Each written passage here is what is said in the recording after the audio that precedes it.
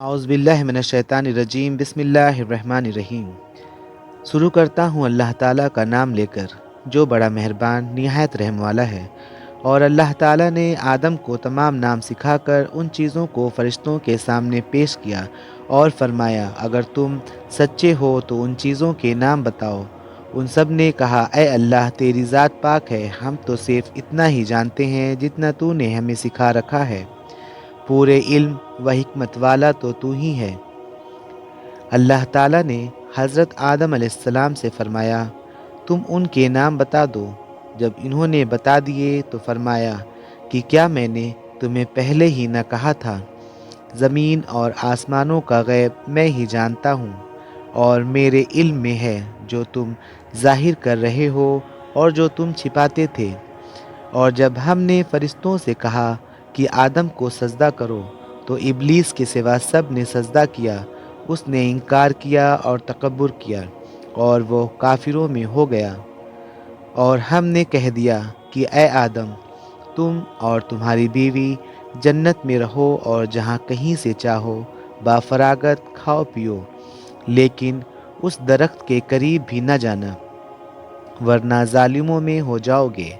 لیکن شیطان نے ان کو بہکا کر وہاں سے نکلوا ہی دیا، اور ہم نے کہہ دیا کہ اتر جاؤ، تم ایک دوسرے کے دشمن ہو، اور ایک وقت مقرر تک تمہارے لیے زمین میں ٹھہرنا اور فائدہ اٹھانا ہے۔ حضرت آدم علیہ السلام نے اپنے رب سے چند باتیں سیکھ لی اور اللہ تعالیٰ نے ان کی توبہ قبول فرمائی۔ بے شک وہی توبہ قبول کرنے والا اور رحم کرنے والا ہے۔ ہم نے کہہ دیا تم سب یہاں سے چلے جاؤ، جب کبھی تمہارے پاس میری ہدایت پہنچے تو اس کی تابعداری کرنے والوں پر کوئی خوف و غم نہیں، اور جو انکار کر کے ہماری آیتوں کو جھٹلائے وہ جہنمی ہے اور ہمیشہ اسی میں رہیں گے۔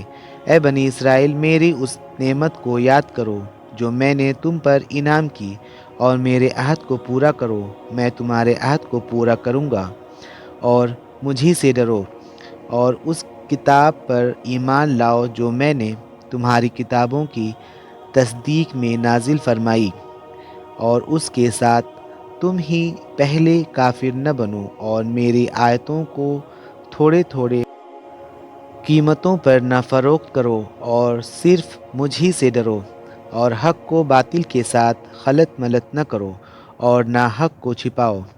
تمہیں تو خود اس کا علم ہے، اور نماز کو قائم کرو اور زکوٰۃ دو، اور رکوع کرنے والوں کے ساتھ رکوع کرو۔ کیا لوگوں کو بھلائی کا حکم کرتے ہو اور خود اپنے آپ کو بھول جاتے ہو؟ باوجود یہ کہ تم کتاب پڑھتے ہو، کیا اتنی بھی تم میں سمجھ نہیں؟ اور صبر اور نماز کے ساتھ مدد طلب کرو، یہ چیز شاق ہے مگر ڈر رکھنے والوں پر، جو جانتے ہیں کہ بے شک وہ اپنے رب سے ملاقات کرنے والے اور یقیناً اسی کی طرف لوٹ کر جانے والے ہیں۔ اے اولاد یعقوب میری اس نعمت کو یاد کرو جو میں نے تم پر انعام کی، اور میں نے تمہیں تمام جہانوں پر فضیلت دی۔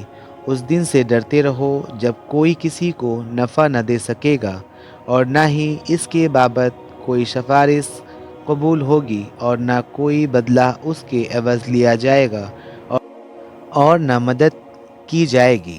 اور جب ہم نے تمہیں فرعون سے نجات دی جو تمہیں بدترین عذاب دیتے تھے، جو تمہارے لڑکوں کو مار ڈالتے تھے اور تمہاری لڑکیوں کو چھوڑ دیتے تھے، اس نجات دینے میں تمہارے رب کی بڑی مہربانی تھی۔ اور جب ہم نے تمہارے لیے دریا چیر دیا اور تمہیں اس سے پار کر دیا، اور فرعونیوں کو تمہاری نظروں کے سامنے اس میں ڈبو دیا۔ سورۃ بقرہ آیت 31 to 50 اردو ترجمہ۔